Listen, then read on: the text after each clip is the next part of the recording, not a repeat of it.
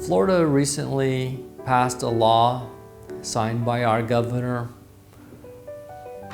about texting and driving or distracted driving. It's an offense. You can be cited for it as a moving violation. That also is important to keep in mind, that it's become absolutely a horrible problem that we all have to deal with.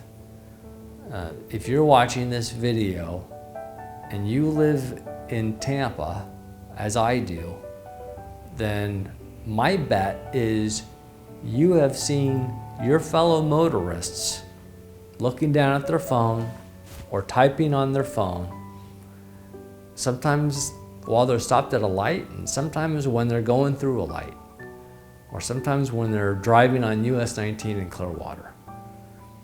I know I've seen it, so it's my guess that you've seen it too. If you've been injured because somebody was a distracted driver and you thought you were safe as a pedestrian, you have a claim, and it matters. It matters because they were breaking the law, of course, but they were also breaking their responsibility to you to be safe drivers. I do this now almost universally in all of my cases. I send a letter to the responsible party that they have a duty under the law to preserve the evidence of their mobile devices.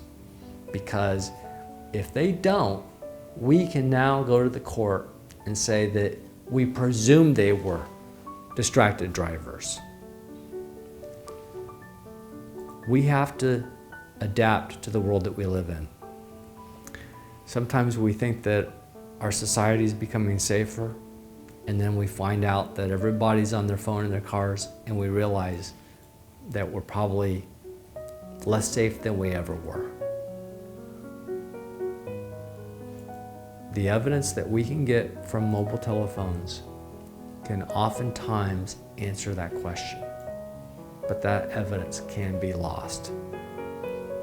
I have experienced securing that evidence in cases of distracted drivers. Do not let another day go by without hiring me to help you. If you've been injured because you were a pedestrian and you think that the driver that caused the accident was distracted, let me help you get that evidence right away. It's important, and it brings value to your claim.